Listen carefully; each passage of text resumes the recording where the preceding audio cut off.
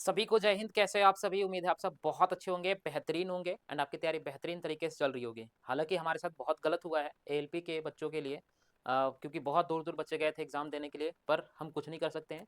अब इसमें हताश भी नहीं होकर के बैठना है, अपनी तैयारी को कंटिन्यू करना है। बहुत सारे ऐसे बच्चे होंगे जो हार करके, थक करके बैठ जाएँगे कि क्या पता एग्ज़ाम हो ही ना। लेकिन मैं दोबारा से कह दूँ, एग्ज़ाम होगा और 10 से 15 दिन के अंदर ना दोबारा एग्ज़ाम जो है लिया जा सकता है।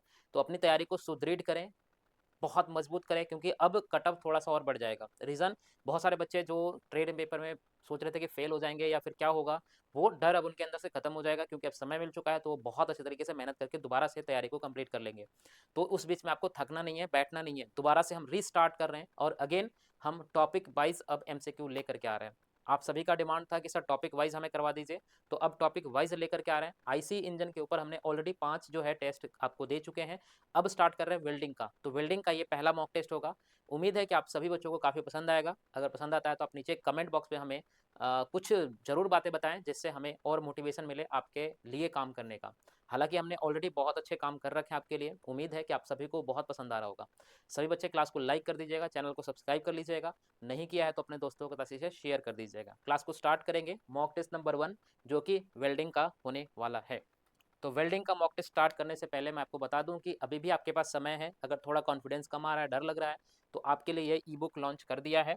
इस ई बुक के अंदर आपको 4 टॉपिक मिल जाएंगे और चारों के चारों बहुत इंपॉर्टेंट है। IC engine, seat metal, basic fitting और वेल्डिंग। कुल मिलाकर के 140 रुपये आपको पे करने हैं और उसके बाद आपको ये ई बुक मिल जाएगा। अगर कोई टॉपिक वाइज चाहिए तो आप वो भी ले सकते हो। टॉपिक वाइज टॉपिक आपको यहाँ पे मिल जाएगा, लेकिन ईच टॉपिक के लिए 49 रुपीज़ आपको पे करने होंगे। 7973931910 इस नंबर पे आपको पेमेंट करना है और इसी नंबर पे स्लिप भी भेज देना है अलॉन्ग विथ योर नेम। और आपको कौन सी ई बुक चाहिए, पूरा चाहिए तो 170 और एक चाहिए तो आप 49 करके पे कर सकते हैं। ठीक है, मैं कहूँगा कि आप सारे टॉपिक्स को परचेज कर लें और उसको बेहतरीन तरीके से रिवाइज करें। कॉल नहीं करेंगे, इस पर व्हाट्सअप कर देना है मैसेज। स्टार्ट करेंगे क्वेश्चन नंबर 1। क्वेश्चन नंबर 1 है कि विच of the following process use a consumable electrode. तो इनमें से कौन सा ऐसा मेथड है जहाँ पे हम कंज्यूमेबल इलेक्ट्रोड का इस्तेमाल करते हैं। कंज्यूमेबल और नॉन कंज्यूमेबल दो तरीके का इलेक्ट्रोड होता है, आप जानते हैं। ठीक है, टीआईजी के अंदर नॉन कंज्यूमेबल होता है एमआईजी, जिसको हम बोलते हैं मेटल इनर्ट गैस। ठीक है ना, मेटल इनर्ट गैस वेल्डिंग। तो ये वो वेल्डिंग है जिसके अंदर हम क्या यूज करते हैं, कंज्यूमेबल इलेक्ट्रोड का इस्तेमाल करते हैं। सो राइट आंसर हो जाएगा ऑप्शन नंबर बी। आपको ऑप्शन दिखाई दे रहा होगा अच्छे तरीके से ना।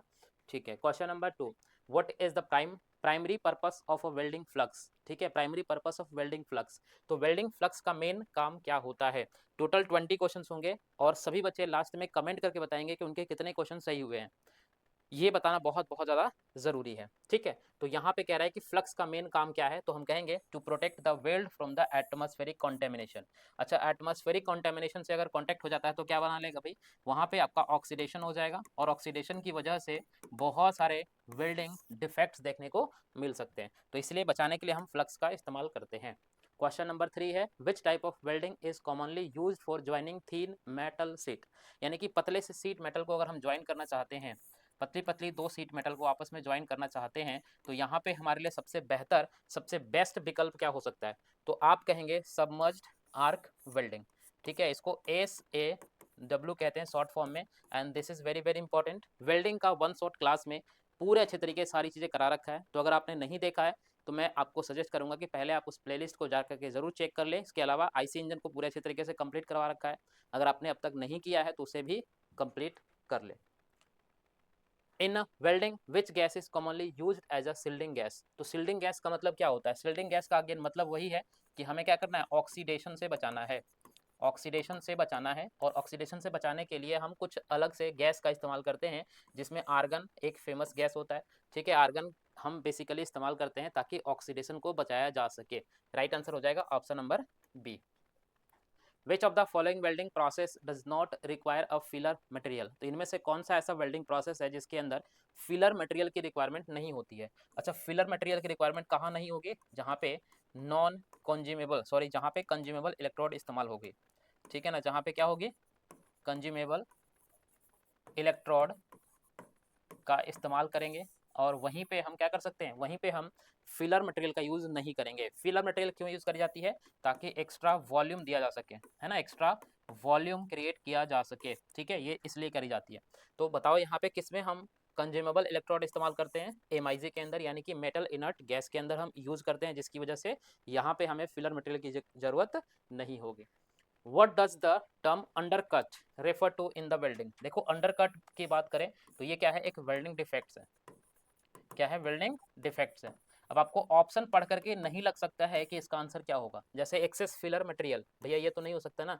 Groove melted into the base metal along the weld toe, बिल्कुल सही बात है, ठीक है। कभी कभी क्या होता है कि जब हम वेल्ड कर रहे होते हैं, ठीक है ना, वेल्डिंग कर रहे होते हैं, तो कभी कभी वेल्डिंग जो है वो अंदर की तरफ इस तरीके से वेल्ड हो जाता है, मतलब यहाँ पे खाली बच जाता है छोटी सी जगह। उसी अंडरकट को हम क्या कहते हैं, उसी अंडरकट को हम एक बीमारी कहते हैं, यानी कि डिफेक्ट्स कहते हैं, ठीक है। और ये ग्रुप मतलब क्या होता है, आप जानते हैं, ग्रुप का मतलब इस तरीके से होता है, ठीक है, तो ये बात ध्यान रखना है। Which welding defect is caused by rapid cooling, rapid cooling मतलब लगातार बहुत तेजी से अगर ठंडी करेंगे तो इनमें से कौन सा डिफेक्ट हमें देखने को मिलेगा। तो जब कभी भी हम रैपिड कूलिंग करेंगे, रैपिड हीटिंग करेंगे, तो हमें क्रैकिंग, ठीक है ना, कहीं पे फटा हुआ चीज़, ऐसे आपको देखते हो ना क्रैकिंग, इस तरीके से ऐसी ऐसी चीज़ें आपको नजर आने वाली है, ठीक है। तो ये जो क्रैकिंग होती है वो क्यों होती है, because of excess rapid cooling या फिर excess rapid heating. Which electrode classification is commonly used for shielding metal arc welding? तो इसके अंदर हम किस तरीके का इलेक्ट्रोड इस्तेमाल करते हैं, ये थोड़ा सा हाई लेवल का क्वेश्चन है, ठीक है। मैंने 2-4 क्वेश्चन ऐसे भी रखे हैं जो काफ़ी ज़्यादा हाई लेवल का क्वेश्चन है। मान लो कि कभी कभी ऐसा भी होता है कि काफ़ी हाई लेवल का क्वेश्चन पूछ लिया जाता है। अब यहाँ पे आपसे पूछ रहा है कौन सा टाइप का इलेक्ट्रोड इस्तेमाल करते हैं। इलेक्ट्रोड कई प्रकार के होते हैं, पर उनमें से A6013, क्या लिखना है, A6013, ये जो इलेक्ट्रोड है ये हम इस्तेमाल करते हैं किसके अंदर, सील्ड मेटल आर्क वेल्डिंग के अंदर, ठीक है। तो ध्यान रखना इस क्वेश्चन को। Which welding position is also known as the overhead position, इनमें से कई प्रकार के हमारे पास क्या है, वेल्डिंग के पोजीशन है, 1G 2G 3G 4G 5G 6G 8G, ऐसे करके हमारे पोजीशन होते हैं। इनमें से कौन सा पोजीशन है जिसको हम ओवरहेड पोजीशन कहते हैं। और ये क्वेश्चन भी काफ़ी ज़्यादा इंपॉर्टेंट है, इसको हमने संडे वाली क्लास में आपको नहीं करवाया था, but this is also very very important, इसको याद रखेंगे। 4G जो वेल्डिंग पोजीशन है उसको बोलते हैं ओवरहेड पोजीशन, क्या बोलते हैं, ओवरहेड पोजीशन बोलते हैं। इन gas welding which gas is commonly used along with oxygen, तो ऑक्सीजन के साथ हम कौन सा गैस यहाँ पे इस्तेमाल करते हैं। तो आप जानते हैं कि आपके पास दो तरीके के सिलेंडर होता है, ठीक है। एक सिलेंडर के अंदर आप गैस भरते हो ऑक्सीजन, ठीक है, और एक सिलेंडर के अंदर आप क्या भरते हो, एक सिलेंडर के अंदर आप भरते हो एसिटिलीन, ठीक है। यहाँ पे क्या होता है, एसिटिलीन होता है, इसी को बोलते हैं oxy acetylene, oxy acetylene, acetylene, ठीक है, ऑक्सी एसिटिलीन बोलते हैं। तो राइट आंसर हो जाएगा ऑप्शन नंबर सी। अच्छा ये भी बता दो ना जरा कमेंट करके कि जो ऑक्सीजन का सिलेंडर होता है उसका कलर कैसा होता है, ठीक है, इसका कलर कैसा होता है, और जो एसिटिलीन होता है इसका कलर कैसा होता है, नीचे कमेंट बॉक्स में बताना है सभी बच्चों को। अगर आपको दिखाई नहीं दे रहा हो तो मैं पढ़ देता हूँ। Which type of radiation is emitted during the welding, जब हम वेल्डिंग करते हैं तो उस दौरान बहुत सारे रेडिएशन छूटते हैं, वो रेडिएशन पूछ रहा है कौन सा निकलता है। तो ध्यान रखना जब भी रेडिएशन की बात होती है तो अल्ट्रा वायलेट रेडिएशन, जिसको यूवी रेडिएशन भी बोलते हैं, क्या बोलते हैं, यूवी रेडिएशन बोलते हैं। सो ये रेडिएशन हमें देखने को मिलता है कब, जब हम कहीं भी क्या करेंगे, वेल्डिंग करेंगे।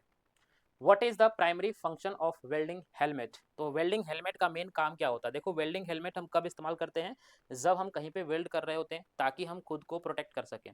तो खुद को बचाने के लिए हम वेल्डिंग हेलमेट का इस्तेमाल करते हैं to protect the welder eyes, है ना, अपने आंखों को बचाने के लिए, ठीक है। क्योंकि अगर ऐसा नहीं करेंगे तो हमारी आंखों पे हो सकता है कि हीट आ जाए और उसकी वजह से हमारी आंखें खराब हो सकती हैं। तो इसके लिए हम यूज करते हैं क्या, helmet. Which gas is not use in gas metal arc welding, ठीक है। तो यहाँ पे हम कौन सा इस्तेमाल नहीं करते हैं ये पूछ रहा है। देखो अगर नोट को नहीं ध्यान से पढ़ा तो क्वेश्चन गलत हो जाएगा, है ना। तो आपको पढ़ना है कि यहाँ पे कौन सा गैस वेल्डिंग में इस्तेमाल नहीं किया जाता है। तो आप ध्यान देना, आर्गन को हम यूज करते हैं as a shielding gas, as a shielding gas इस्तेमाल करते हैं, कभी भी उसको हम कटिंग करने के लिए इस्तेमाल नहीं करते हैं। बाकी इन सभी गैसों का इस्तेमाल करते हैं, ऑक्सीजन, प्रोपेन और एसिटिलीन का, ठीक है। सो राइट आंसर हो जाएगा ऑप्शन नंबर ए, ठीक है, उम्मीद है कि आपको पसंद आ रही होगी। आप क्लास को लाइक कर दीजिएगा, चैनल को सब्सक्राइब कर लीजिएगा, अपने दोस्तों के साथ इसे शेयर ज़रूर कर दीजिएगा। अगर आप थोड़ा भी ढीला पड़ जाएँगे तो आपके जो साथ वाला कॉम्पिटिटर है वो आपसे आगे निकल जाएगा। और आप ऐसा बिल्कुल भी मत सोचना कि मैं नहीं पढ़ रहा तो कोई भी नहीं पढ़ रहा। भाई दुनिया पढ़ रही है, आपने टेक्नीशियन का कट ऑफ देख लिया ना कितना ज़्यादा हाई गया है। हालाँकि उसमें नॉर्मलाइज़ेशन का भी खेल है, बट कहीं न कहीं आप मान के चलो कि दुनिया पढ़ रही है, आपको भी पढ़ना पड़ेगा। ढीला नहीं पढ़ सकते हैं, जो होना था वो हो चुका है, उसके बारे में पछताने से कोई फ़ायदा नहीं है। सबको दुःख हुआ है, बस हम एक काम कर सकते हैं कि सभी मिल कर के ट्विटर कैंपेन करें, जिसमें हमें अगली बार जब पेपर देने जाना हो तो हमें रेलवे जो है वो पास जारी करे। जैसे एससी-एसटी वालों के लिए पास जारी होता है, वैसे हमारे लिए भी पास जारी होना चाहिए। बस इतना हम कर सकते हैं और इसके लिए हम हमारे टीचर जो हैं वो बात कर रहे हैं। मैं तो बहुत अभी छोटा हूँ, लेकिन बड़े-बड़े जो टीचर्स हैं वो बातें कर रहे हैं आपस में और वो कहीं न कहीं चीज़ों को लेकर के सोच रहे हैं। ठीक है? तो आपको टेंशन नहीं लेना है, आप अपने पढ़ाई को कंप्लीट करेंगे। What is the purpose of welding rod coating? तो वेल्डिंग के ऊपर जो रॉड कोटिंग होती है, देखिए ये रॉड है हमारा और इसके ऊपर हमने कोटिंग कर दी है। मैंने आपको संडे वाली क्लास में बेहतरीन तरीके से बता रखा है, वन शॉट क्लास में। ठीक है? तो ये जो वेल्डिंग कोट होता है, ये क्यों करी जाती है? ताकि ऑक्सीडेशन से बचाया जा सके। भाई अगेन अगर ऑक्सीडेशन होगा तो बहुत सारे वेल्डिंग डिफेक्ट देखने को मिलेंगे और उन डिफेक्ट से बचने के लिए हम क्या करते हैं, उन डिफेक्ट से बचने के लिए हम उसके ऊपर कोटिंग कर देते हैं। ठीक है, हालांकि दूसरा पर्पस इसका ये भी होता है कि वेल्डिंग के वॉल्यूम को बढ़ाया जा सके, वेल्ड पुल को बढ़ाया जा सके। ठीक है, विच of the following is a common cause of porosity? Porosity क्या होता है? एक तरीके का वेल्डिंग डिफेक्ट्स है, वेल्डिंग डिफेक्ट्स हैं। तो इसके डिफेक्ट्स के होने का मेन रीजन क्या होता है? तो आप कहेंगे contaminate such as oil, rust और मॉइस्चर। तो इसमें ऑयल हो गया, रस्ट हो गया या फिर मॉइस्चर हो गया, अगर ऐसा कुछ कॉन्टेमिनेशन हो जाता है तो उसकी वजह से क्या होगा? पोरोसिटी होगा। बेसिकली ऑल टाइप्स के डिफेक्ट्स हो सकते हैं और इसी से बचने के लिए हम सिल्डिंग गैस का इस्तेमाल करते हैं। इसी से बचने के लिए रॉड के ऊपर हम एक्स्ट्रा कोटिंग करते हैं ताकि हम उसमें ऑक्सीडेशन से बच सकें। What is the American welding society? ये एक थोड़ा सा अच्छा क्वेश्चन है। अमेरिकन वेल्डिंग सोसाइटी, इसको AWS कहते हैं। ठीक है, तो ये अमेरिका का एक वेल्डिंग सोसाइटी है और उसने standard for the welding symbol, उसने सिंबल के लिए एक स्टैंडर्ड सिंबल बनाया, मतलब सॉरी वेल्डिंग के लिए स्टैंडर्ड सिंबल बताया है। तो वो स्टैंडर्ड सिंबल क्या है? And this question is very very important. ये क्वेश्चन मैंने कराया नहीं था तो मैं आपको भी करा देता हूँ, बहुत ज़्यादा इंपॉर्टेंट है, ध्यान रखना। ASWD 1.1 ये आपका एक स्टैंडर्ड वेल्डिंग का सिंबल है। आमतौर पे जो वेल्डिंग सिंबल्स होते हैं वो हर जगह पे अलग अलग होते हैं, लेकिन अगर स्टैंडर्ड की बात करें, जैसे SI सिस्टम होता है ना, वैसे ही अगर स्टैंडर्ड की बात करें तो वेल्डिंग का मतलब ASWD 1.1 होता है। ठीक है, so which welding process is best suited for under water welding? अब मान लो कि कहीं अंडर वाटर वेल्डिंग कर रहे हो तो वहां पे सबसे बेस्ट सुटेबल वेल्डिंग का तरीका क्या हो सकता है? सबसे बढ़िया तरीका क्या हो सकता है? देखो सबसे बढ़िया तरीका क्या हो सकता है, तो कहेंगे सिल्डिंग मेटल आर्क वेल्डिंग। ये क्या है? एक वेल्डिंग का टाइप है, आपने पढ़ा है, और यही वेल्डिंग बेस्ट सुटेबल होता है अंडर वाटर पानी के लिए। What is the main advantage of robotic welding? कई प्रकार के वेल्डिंग्स होते हैं बट रोबोटिक वेल्डिंग का मतलब होता है ऑटोमेटिक।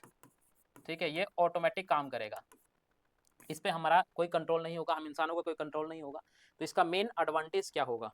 ठीक है, तो हम कहेंगे no need for human supervision. इसमें हमें इंसानों का सुपरविजन की जरूरत नहीं होगा, ये अपने आप ही सारा वेल्डिंग को कंप्लीट कर देगा। ठीक है, ये इसका मेन एडवांटेज हो जाएगा।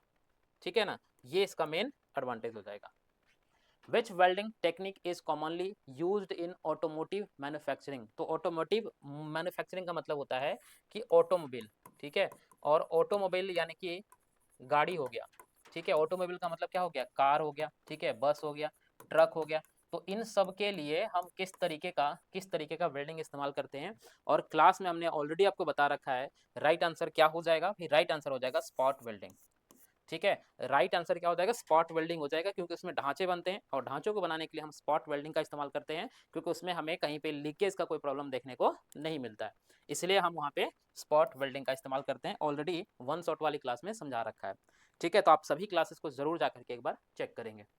Which welding process is most commonly used in pipeline construction? तो पाइपलाइन कंस्ट्रक्शंस के लिए मोस्ट इंपॉर्टेंट यहाँ पे कौन सा होगा? ठीक है, मोस्ट इंपॉर्टेंट यहाँ पे कौन सा होगा ये आपको बताना है। किसके लिए? पाइपलाइन के लिए। सऊदी अरबिया में अगर हम देखें, ठीक है, तो सऊदी अरबिया में बहुत सारा कंस्ट्रक्शन चलते रहता है हमेशा पाइपलाइन के ऊपर। बहुत सारे वर्कर्स हमारे देश से जाते हैं वहाँ पे काम करने के लिए। ठीक है, तो वहाँ पे पाइपलाइन कंस्ट्रक्शन चलते रहता है, तो वहाँ पे कौन सा वेल्डिंग इस्तेमाल करा जाता है? Which welding is used there? तो आप कहेंगे, ठीक है, क्या कहेंगे? Submerged arc welding. This welding is important, और यही वेल्डिंग इस्तेमाल करी जाती है। हालांकि वहाँ पे ऑक्सी एसिटिलीन गैस वेल्डिंग भी इस्तेमाल होता है, ठीक है, लेकिन ज़्यादातर जो है वो कौन सी वेल्डिंग इस्तेमाल होती है, सबमर्ज्ड आर्क वेल्डिंग इस्तेमाल होती है। Right answer is option number A, ठीक है। तो इस तरीके से हमने टोटल 20 क्वेश्चन जो है वो कंप्लीट किया। आपको ये सीरीज कैसा लग रहा है आप हमें कमेंट बॉक्स में बताना, और कोई अच्छा सा फीडबैक ज़रूर देना। नीचे आप कमेंट करके बताना कि आपके ओवरऑल मार्क्स कितने बने हैं। इसके अलावा अपनी पढ़ाई को रोकना बिल्कुल भी मत, ठीक है। अगर आपने थोड़ा सा भी यहाँ पे ढील कर दिया ना तो चीज़ें जो है बदल जाएंगी। इसके अलावा ये ई बुक अगर अभी तक परचेज नहीं किया है तो मैं रिकमेंड करता हूँ जल्दी से फटाफट से परचेज कर लो, अभी भी समय है। परचेज करने के बाद प्रिंट आउट निकाल करके इसको खुद से बहुत अच्छे से पढ़ाई करो। हमारी प्लेलिस्ट में जा करके चेक करो, बहुत सारी क्लासेस हीट इंजन के ऊपर, मैकेनिकल ट्रेड के ऊपर मिल चुका है ऑलरेडी। बाकी हम ये सीरीज को कंटिन्यू करेंगे। आप हमें बताना कि आपको ये सीरीज कैसा लग रहा है। टॉपिक वाइज करवाना ज़्यादा सही है। बाकी जो बचे हुए टॉपिक्स हैं उनको भी हम वन शॉर्ट क्लास के अंदर आपको कंप्लीट करवाने की पूरी कोशिश करेंगे, ठीक है। तो उम्मीद है कि आपको क्लास पसंद आएगी। आप इसे लाइक कर दीजिएगा, चैनल को शेयर कर दीजिएगा, सब्सक्राइब कर लीजिएगा। मिलते हैं फिर नए क्लास में। बाय द वे पीडीएफ आपको नीचे दिया गया डिस्क्रिप्शन में लिंक है, वहाँ से आप ज्वाइन हो जाएंगे टेलीग्राम चैनल पे, वहाँ पे पीडीएफ आपको मिल जाएगा, ठीक है। 1 से 2 दिन के अंदर पीडीएफ मैं अपलोड कर देता हूँ। तो फिलहाल के लिए इतना ही। Thank you so much, bye bye, take care. मिलते हैं फिर नए क्लास में, तब तक के लिए बाय बाय, टेक केयर, जय हिंद।